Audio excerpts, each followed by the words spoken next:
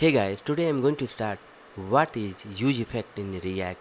useEffect in React is a hook that lets you run some code after the component has rendered. useEffect is used for first fetching data from an API, second running code when a component mount first time, third responding to change in value like a button click or input, fourth cleaning up like removing event listener.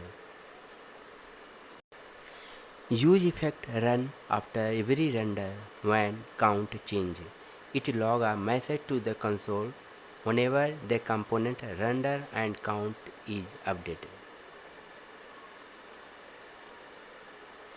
P tag showing the current count, button that increase the count by 1 on click using set count plus 1.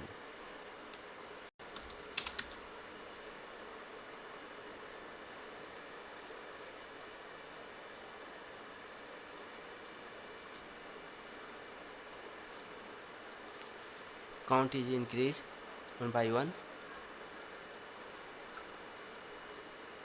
This is the code.